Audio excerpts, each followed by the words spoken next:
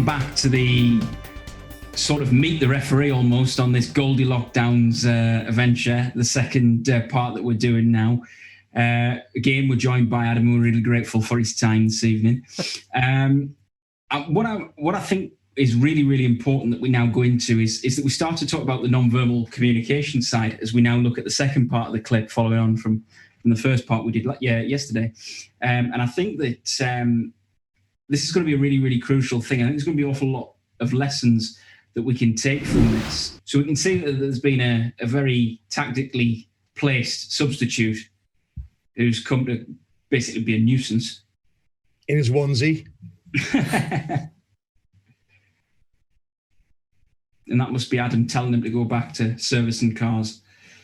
Okay, so he's had those conversations. I think one of the things I wanted to pull back, sorry, if I can just pull back just a second on, is that I thought that this bit was absolutely terrific. We've talked about this, is the fact that while you're sort of delivering that, you've got Kev there who's completely focused on watching that field of play for you. And the way I thought it was sort of akin to was if you think about VAR at the top level now, when the video assistant comes in the ear and says, look, you need whoever the referee is, you need to go over to the monitor. Both assistants are taking responsibility for each half of the pitch. And I think the same concept is in play here. You've got Kevin, who you're in dialogue with, but you've got your other assistant as well, you know, who you touched on when we were talking about it in the first part yesterday. You touched on the importance of your semi-active assistant, and he'll be managing his part of the pitch as well while you're in this corner, because clearly we can see your position here. You haven't got a great view because what your focus is establishing the facts. So I think that's a really, really important thing, and it's great teamwork, and I hope you got credit for that. Yeah, even though it looks like I'm eyeing up Kev's rear end, I'm not. It was brilliant. And Penners, Anthony said, "Oh my God, look at his face when he goes away. You must have really put him in his place." Did you take? Was it a polite? Could you leave the area, please? We're having a conversation, or was it, mate? Fuck off. Was it? What was it? It was. Like that. Yeah. Said, fuck off, or it's a yellow card. Was it legit? Was that what you said? Was it exactly what I said? That's exactly my style as well. That's it. You can, and he kind of was like, okay then, and that was it. Maybe I'm too nice. Obviously, I'm not swearing at players, of course, but you know, I did it the way I did it. It always worked for me. Yes, you shouldn't really swear at players. So the polite version is, please, could you go away, or you may be cautioned. Textbook. But my way seemed to have the desired effect. In all fairness, I think you could probably come somewhere in between the two there and still get the desired outcome. So do you mean, please fuck off? No, I mean... go away.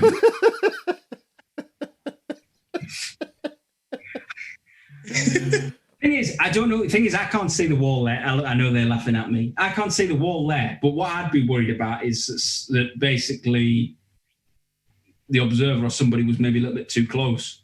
Because some rounds I've been... He's never going to be anywhere near there. He's going to be somewhere in the stand near the middle of the pitch. He's never going to hear down there. With 800 plus supporters, He's not going to hear a word unless he's gone for his pie and chips and he's stood down there near the burger van. Yeah, and I think that's probably something I fail to appreciate, because I'm assuming, quite rightly, I think, that the majority of the supporters were behind you at this point.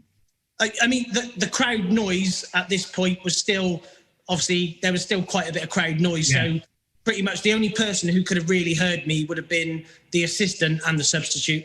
Yeah. Now, it's clear, I was going to say, it's clear you're not screaming at him, but you are, it's a firm, assertive, go away. Correct. Yeah. Now, interestingly, tonight there's a Scottish player's being sent off, and there's a clip on Twitter doing around Scottish player, and the referee gives a foul and he does something, and it looks like he shouts whatever he shouts to the referee. Do you mean last night? This was last night. That was yesterday. That was yesterday. I mean. recorded it. I recorded it. I'm only watching it now. Fuck's sake. You fucked it. Listen. Yeah, okay. We do this on the same night. Make it look like it's tomorrow. Anyway, and he's done him. He sent him off. He sent him off, and it's a nice little accidental clip here because linked together because this ties in a way I wasn't thought I was going to talk about in the Goldilocks bit. I personally wouldn't advise someone to deal with anything like that by telling them to fuck off. Pennis has got the personality of it. And we've got to be mindful that we have got referees out there watching this. We've seen how many people watch these clips, and we've got to be mindful that isn't the Goldilocks way to deal with people. No, not at all.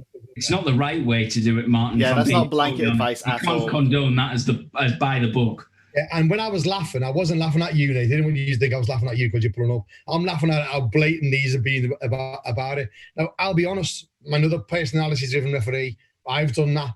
I did tell people, and I did swear at them. But it's the effectiveness of what you do, and sometimes that's the language of the individual. Sometimes you just don't listen to you. As soon as you say, "Hey, for fuck's sake, what are you doing?"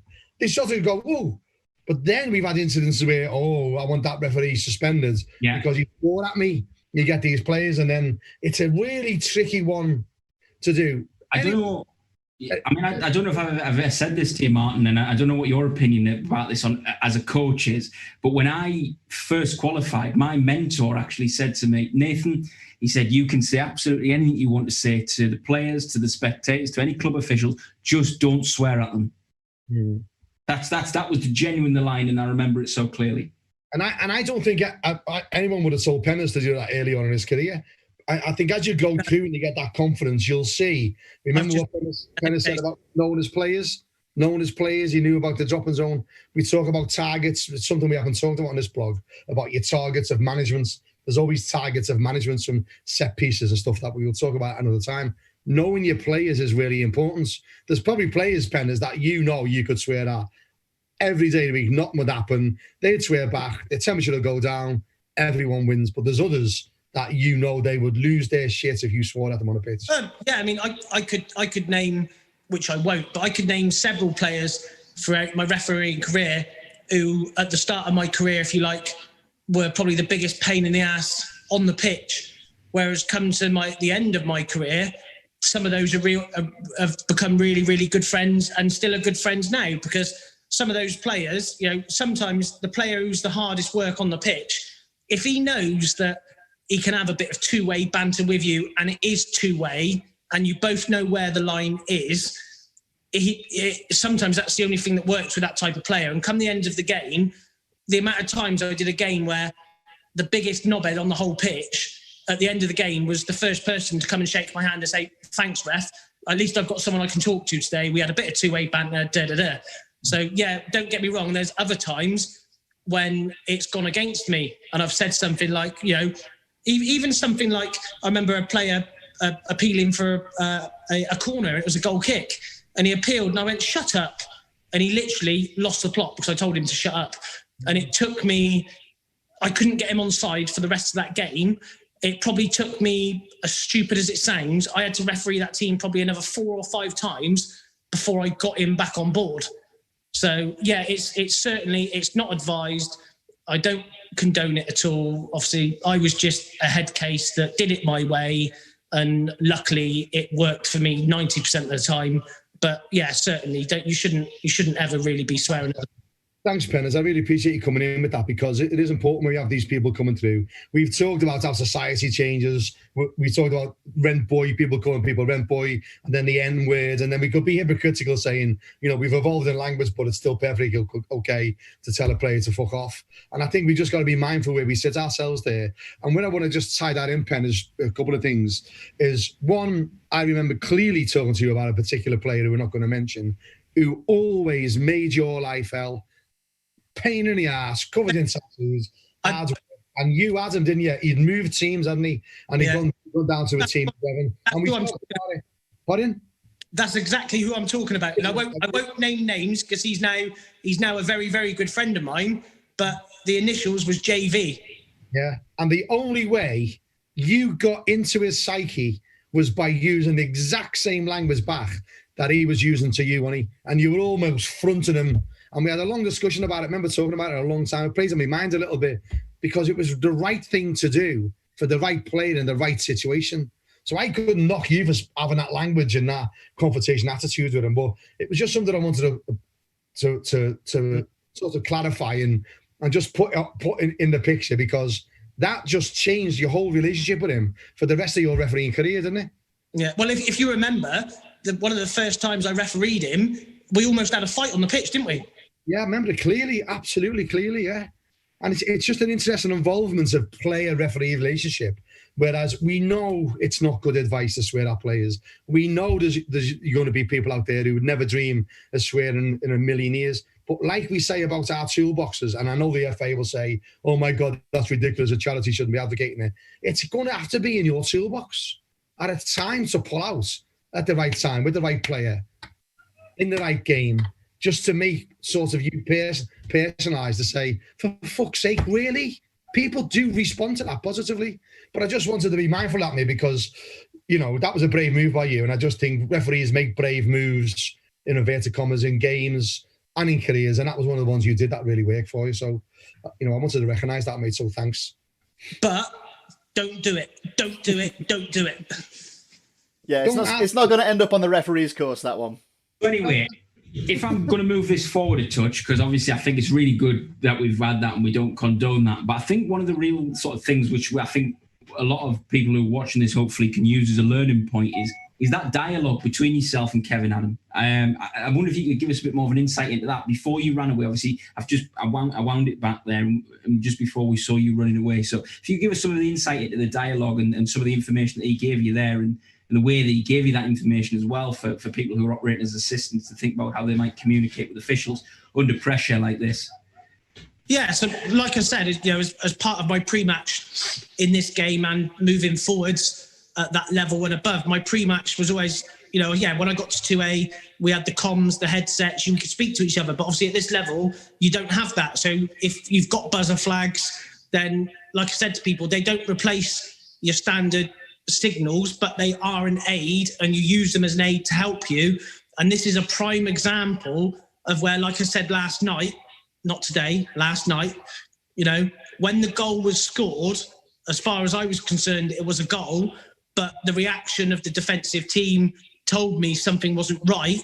But what told me something definitely wasn't right was the fact that Kev had listened to my pre-match and he had his finger held on that buzzer and my arm was going absolutely berserk.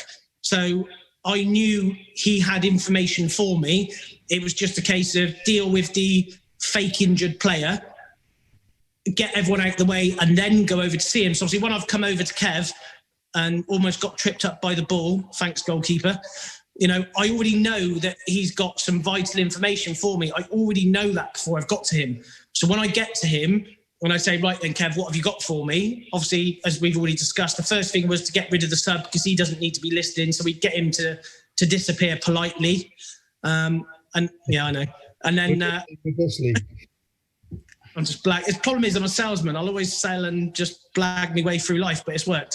So Kev has then told me as the ball's come across the goal, the player who scored has deliberately punched the ball into the back of the net, 100%. It's this player, it's a caution and disallow the goal. And that was basically what he said. And I said, thanks, Brilliant. Kev. Yeah. And I pretty much said, thanks, Kev. I didn't see that. You're a lifesaver. I'll go and sort it. And that's all you needed. You knew what your application of law was. You knew everything else, just all you needed. Really clear, really concise. And it looks like he's still got his finger on the frigging buzzer now, doesn't he? Yeah, did you say, Kev, you can let go now, mate? I had to change the batteries after that game.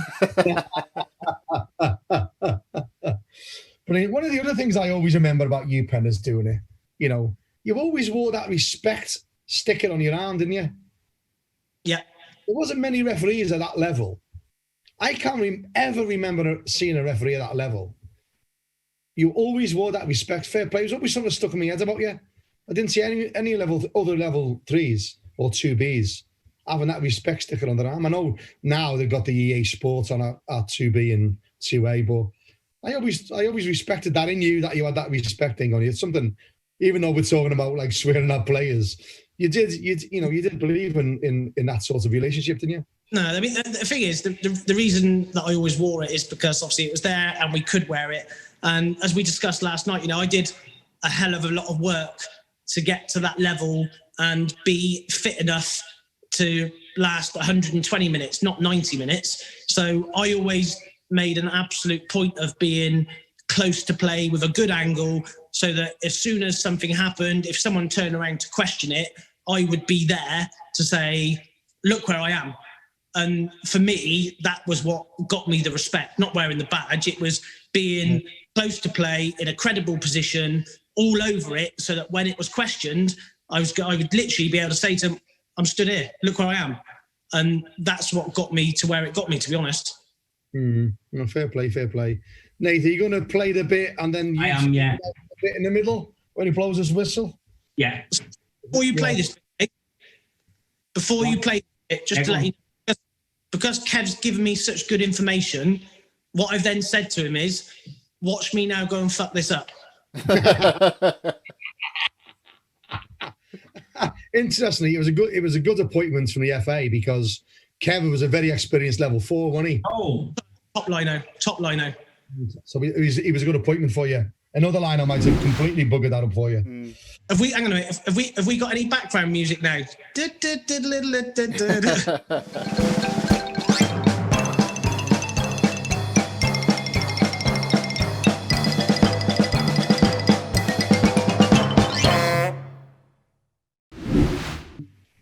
When you've blown the whistle, you've sort of pointed towards the centre spot, which in universal language, particularly with a lot of people watching top level football at the moment, is particularly when VAR's happened and things like that, we know that it's the prevalence of that signal at the top level is grown over the past couple of seasons. And I think that actually, unfortunately, Ant and I, when we spoke about this initially, we concurred that basically giving a goal on first viewing by looking at that.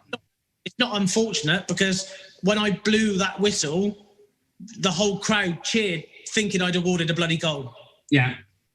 So you must have known instantaneously that was the wrong signal to make. As soon as I did it and they cheered, I was like, oh shit, because I'm going to upset you now. Yeah. The other thing I wanted to touch on, and it was something that I sort of promoted the concept of, and Martin and Ant agreed, was just that idea that actually, if you don't mind, I'll just pull it back just a touch, was that basically I was saying that potentially you could have conducted that here when you did it, because as you can see here, we've got nobody around here. There's nobody else here. So you could have brought them into a neutral space. I just wondered if, when you were reflecting back on that, was that something that you also thought? Yes and no. Okay. So reason being, yes, it could have been done in a neutral area. So the reason I wasn't doing it there, where I'm stood now, is because if I call them over to me there, then the yellow players are suddenly going to be walking up the pitch. They're suddenly going to put in their 2 pennies worth, and it could potentially look messy. So that's the reason. That's one reason why. The main reason why I go over to the players is because of the way I am, because I'm confident and my personality. As far as I'm concerned, I'm taking control of the situation. Here's what's happening. I'm coming to you. I'm in charge, and this is how it is. That was my thought process at the time. That was my natural instinct on how to deal with it. Obviously, in terms of looking back at it, obviously afterwards, moving forward, and even looking back now, even though it's several years ago now, this clip, this is a prime example where first thing is don't blow the whistle and point to the centre circle. Yeah. You're in big trouble there. So I think in this situation, I even thought at the time, what if I double blew the whistle instead? Double blow. But with a big crowd, some will still only hear the whistle and think goal.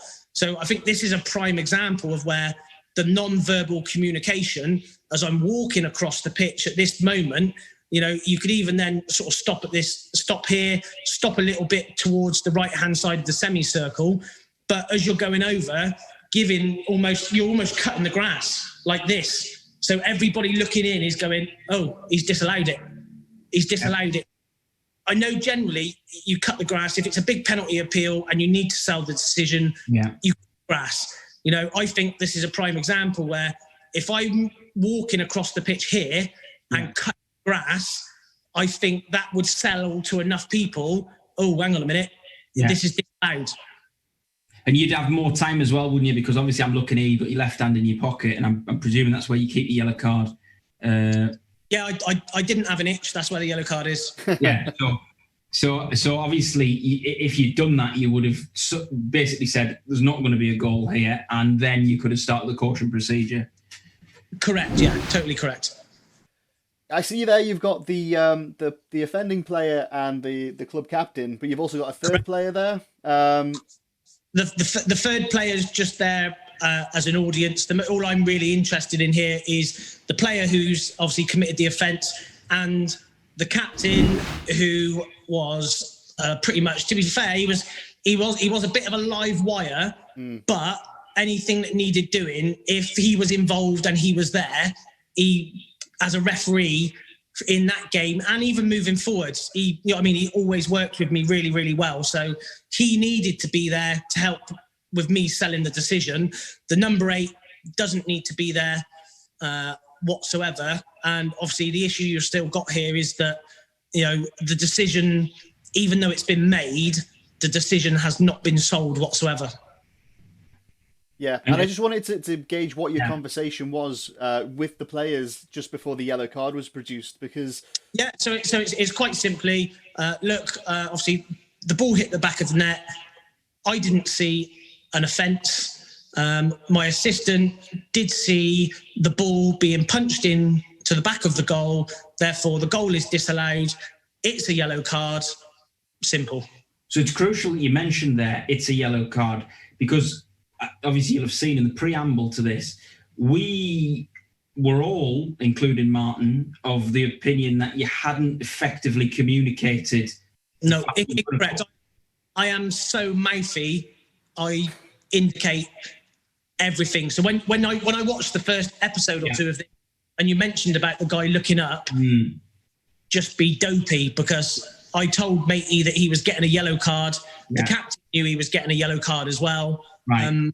That was done verbally. I probably do everything I do is done verbally. So 100% he was told. So that was just a case of him just wanting to have a look at the yellow card, really. Maybe he hadn't seen one for a game or two. I don't know.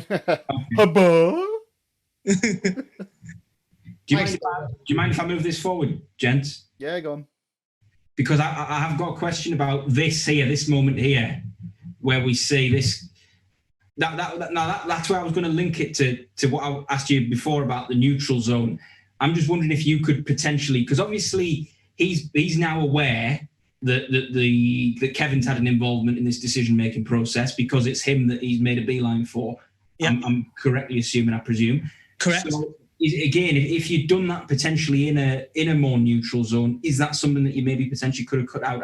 I don't know. Yeah, definitely. But let me switch that over and ask you a question. Yeah. If I'd have done this where you first suggested the other night and a minute ago, how close would these players be to the assistant? Yeah, it'd be closer, and I totally take that on board. The neutral zone here, like I said, is on the other side of the centre circle, almost so. They might be near the semi-active assistant who's got no involvement at all, but on the other side of the centre circle, there's no way they can even shout across or get anywhere near the assistant who's been involved in the decision. Yeah. But where you wanted me to stop, 100%, that would have been worse, because the assistant had involvement and ultimately had made this decision. Yeah, no, I can take that. And I think that's a great thing, not just for me to think about when I'm looking at a decision, but also I think for a lot of the referees that'll be listening to this. I think finding a Goldilocks zone is that by the time there would have been so much space between them and the lino, And if you had to call them, number 10, come here, they don't need you before he gets to you, that gives you time to keep them away at a long enough distance for you then to go, look, my line-out spotted the handball, I'm doing you. And I think in between both of them, with a mixture of both, you still could have controlled that. Yeah, definitely. There's plenty of safe neutral zones on that pitch that I could have used, which would have been better than where I am now, better than where I was when I blew the whistle. There's plenty more safe zones that would be much better and would have been more effective.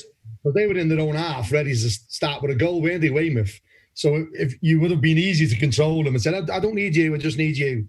And you could have controlled him, well, no, stay there. And he could have gone to a nice and softer area, but still had that effectiveness. But what you were always really good at is that when you were in it, the thick of the action here, because this is another thing we've talked about with confidence. Sometimes your confidence can be so high, you're never intimidated. You don't mind going in there. You know, you can handle all that, which you've proven you can handle. Look at him. He looks like a mass murderer, doesn't he? No, listen to you, absolutely no problems at all. So again, finding the Goldilocks in all of this, there's good ways of doing it. There's one's managed really well, but some of them you could do a much better in a much better area. But nevertheless, this is another thing in your toolbox, was your identification of the target of your trouble. It's him, innit?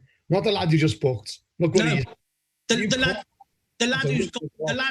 lad who gets cautioned knows he's getting cautioned. He knows he's done it. He's just been caught. The captain hasn't seen him handball it. So as far as he's concerned, it's the lino's fault. Simple as that. Mm. And do you know what you said about going right back to the beginning about triggers and signals in warm-ups? Something that I use a lot in it. I talk to all of them about finding clues in warm-ups. You know, you can find clues in warm-ups how they play with dead balls, how many free kicks they're practicing, and in a warm-up, knocking it a goalkeeper, what foot the goalkeeper kicks with is always a really good thing to try and find out in a warm-up, because if the ball gets played back to the goalkeeper's wrong foot, you guarantee the forward's going to close him down. If it's on his right foot, the one he kicks with, then he won't close him down. So all these clues can get picked up. In this one, there's another clue about maybe how players are going to be. The captain, the aggressive one, is the only one that's cut his sleeves off to have short sleeves. The absolute only one on that pitch. He's one of them, come on. It's just another clue that you might be able to use in your game plan at the start of a game. He's the only one that's cut off his sleeves.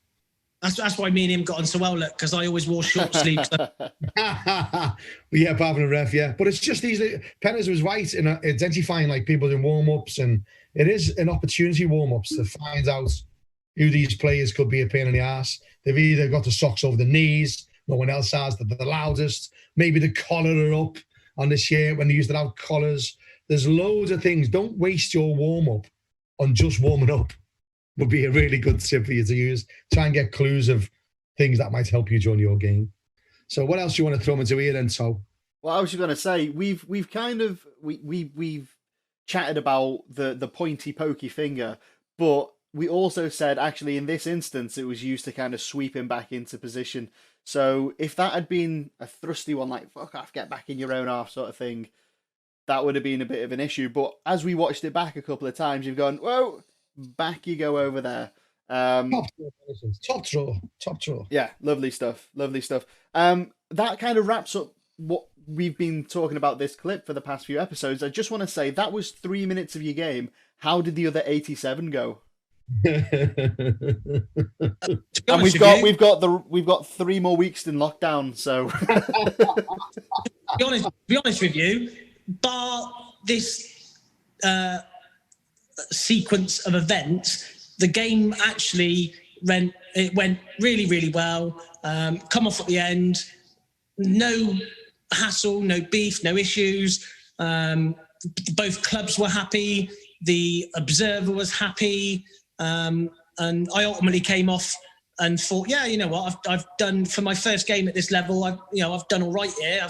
I've made a few boo-boos, but overall, I think I've done all right. And then obviously when I watched it back, then obviously I self-assessment wise, then I totally hammered myself because I was thinking there's so many poor practices you've done here, and that's not good enough. You're not doing that again. And I think you have to be honest with yourself. And when you're good, admit you're good, say you're good. But when you're not good, also be honest and say, I remember going to a club, slight different story to this. I was a level below this, and I went to a club in the Southwest and I refereed, and I had an absolute shocker. It was the first time I ever refereed this team, and I had a shocker. I was awful.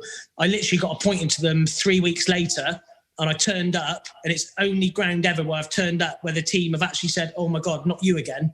And I was always very proud to go into a club and a club saying, "Oh, hi ref, nice to see you. Oh, we're glad we've got you today." So when I turned up at this club, and obviously they weren't happy to see me, I just turned around to them then. I said, "Look, lads, I know what you're saying. Last time I was here, I was absolutely shocking. I'll try and be better today." And they literally just stood there in shock and went, "Oh, okay. Oh, fair play, ref. All right, then just don't be as bad as last time." I said, "I will not be as bad as last time." Luckily, they then won that game 5-1. I played 2 advantages for 2 goals, give them 2 penalties. They spanked the other team, and they thought I was brilliant. But it just goes to show, sometimes you need to be honest. Like if someone appeals for a handball, and it might have been handball, but if you haven't seen it, genuinely just say, "Look, lads, I'm sorry if it was, I didn't see it." Because there's nothing they can say if you go, "Oh, sorry, lads, I didn't see it." Just be honest. Yeah. Well, listen, Penners, we want to wrap up this clip because the next episode we want to talk about the tremendous help you had from the PGMOL through your injury, and when you got to a 2A referee, different kettle of fish and everything else. So I think on this clip, I did ask you about putting it on, and it's really brilliant that you sort of put yourself open. There's thousands have watched this clip. It's been a really incredible journey during lockdown, where I think all of us want to thank you for, opening yourself up to us, letting us people go into this clip in the detail. A lot of people always find faults rather than the superb stuff you've done. But to have this on your first ever game at level 3, and it was assessed, and you never folded, there's some loads of learning stuff in there, but you stayed strong, and that's all about the mental resilience of a referee, which in the next episode, Nathan's going to be able to lead on it, and we'll talk about all that mental challenges you had from being injured, from getting to the top, being one of the best referees I've ever coached, and the journey of where you are now, and the struggles and challenges that you overcome, but then you have to address again later in the career. So thank you for all your input on this, and on the next episodes we'll be going through the other stuff off the game that Adam has faced during this game. So thanks for your input and thanks for your help. That was episode 5 of Martin. Goldie Lockdown! Yeah!